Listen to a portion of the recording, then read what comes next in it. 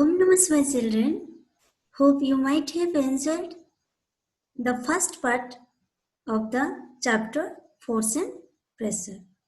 And today we are going to learn second part of this chapter. So let's start.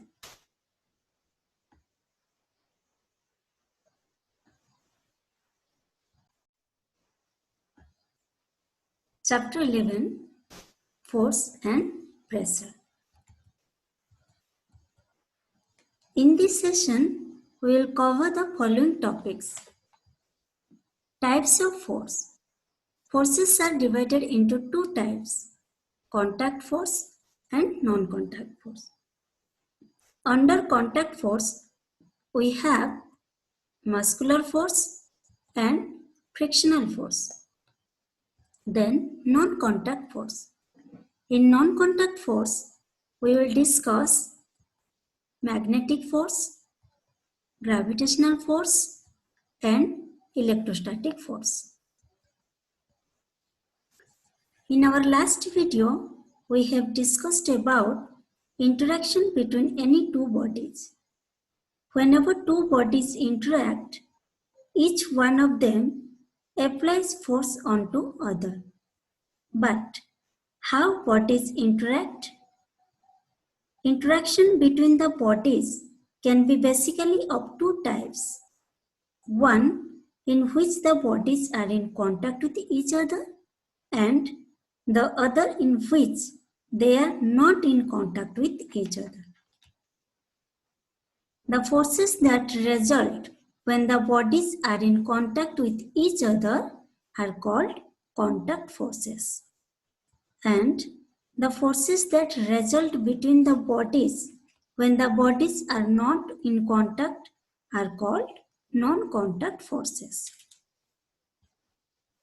First, we will discuss about contact force.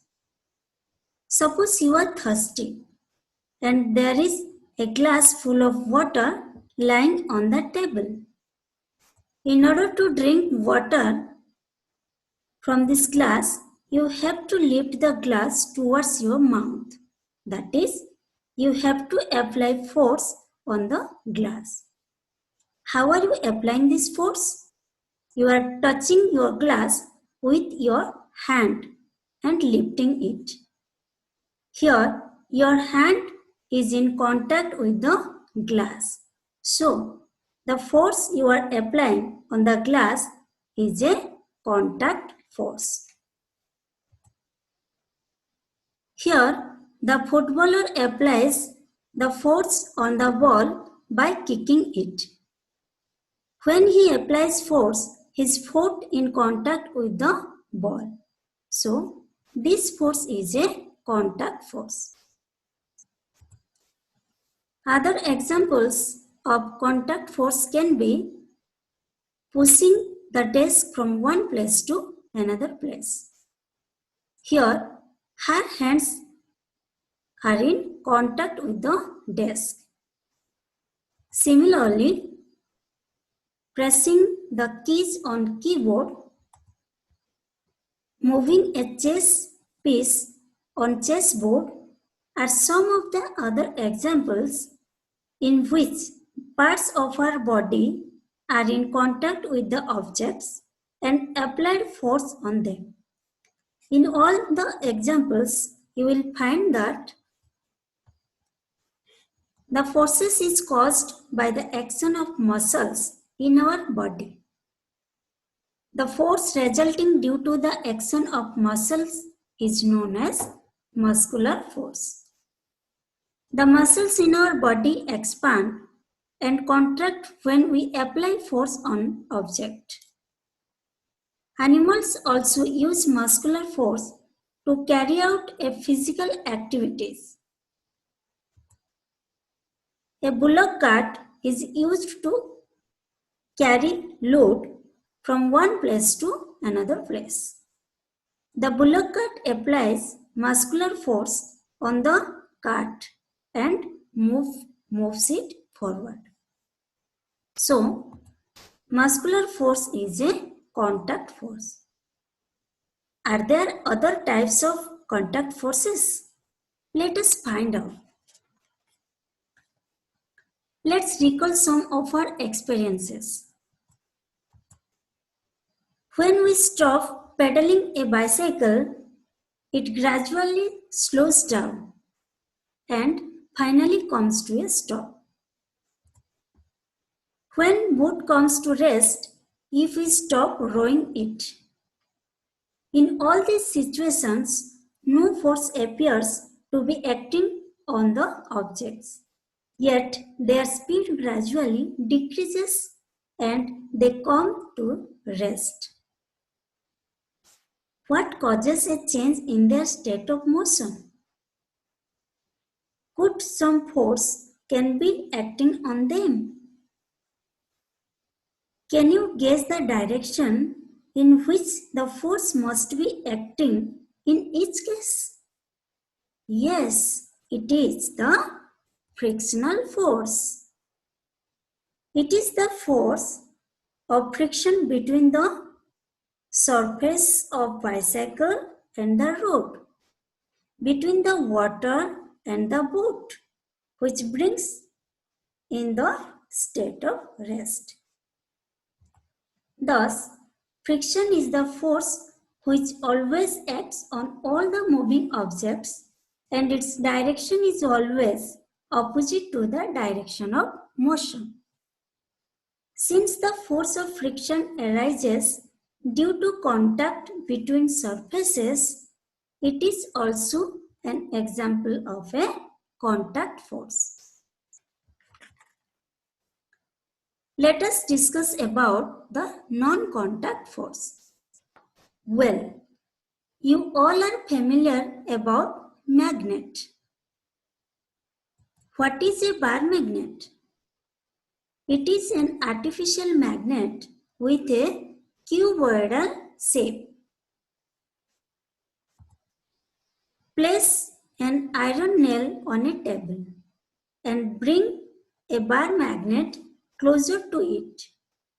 Keep moving the magnet slowly, but make sure that it does not touch the nail.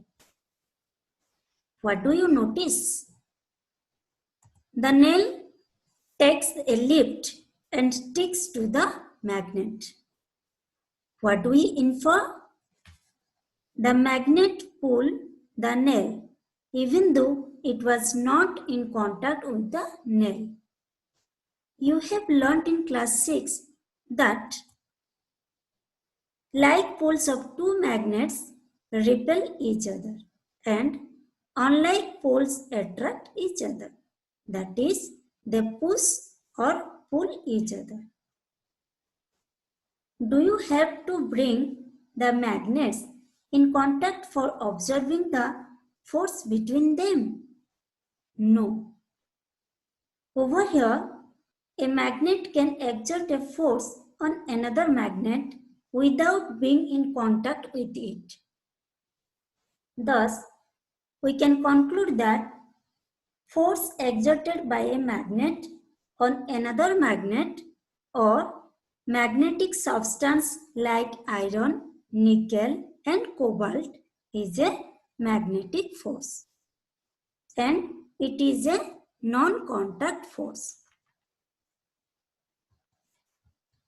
The leaves or fruits fall to the ground when they get detached from the plant.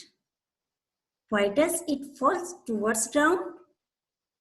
This is because of force that the earth exerts on it in the downward direction. The earth always pulls the object towards it. This force that is exerted on an object is called the gravitational force. This force is attractive in nature. The force of gravity acts on all objects. When you open a tap, water begins to flow downwards. This is because of the gravitational pull by the earth on water. Now, the question is, Is gravitational force a non-contact force? Yes, it is. We can clearly see from our examples the contact is not required between the earth and the other objects to attract each other. We say that the gravitational force is a non-contact force.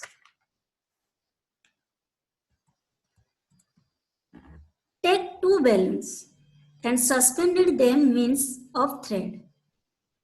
Hold the other balloon by a thread.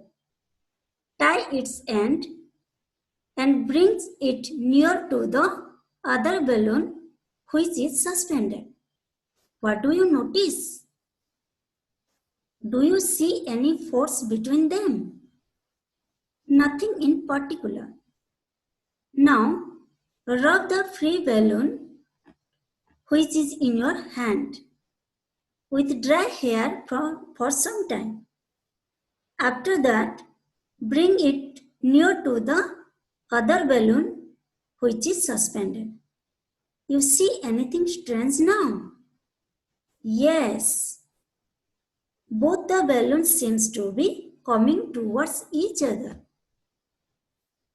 We can say that they are attracting each other. Why is this happening now? It is happening because of force that acts between them. The force is attractive in nature. This attractive force was not present initially before rubbing. Something must be happened to this balloon after we rubbed it with the hair. And that something is what we call electrostatic charge. Here is one more experiment that you can perform at home. Rub your hair with plastic comb for some time and bring this near to the small pieces of paper. What do you see? The small pieces of paper get attracted to the comb. Why are they attracted to this comb?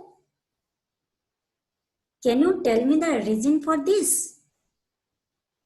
When you rub your hair with comb, it acquires some electrostatic charge and this is responsible for the electrostatic force of attraction between the small pieces of paper and the comb. The force exerted by a charged body on another charged or uncharged body is known as electrostatic force. This force comes into play even when the bodies are not in contact. The electrostatic force, therefore, is another example of a non-contact force. Now, let us recollect what we learned today. Forces are basically divided into two types, contact force and non-contact force. Contact force is the force that act on an object in contact with each other. Non-contact force is the force that act on an object not in contact with each other. Contact force are two types, muscular force and frictional force. There are three types of non-contact force: magnetic force, gravitational force, electrostatic force, and gravitational force. Children, based on the topic what we have studied today, there is some activities for you. 1. Write minimum 2 examples of each type of force in your physics notebook. Second, make a flow chart of different types of forces in your physics notebook. Thank you, children. We will meet very soon in our next session. Till then, take care, be safe. Om Namah Shivaya.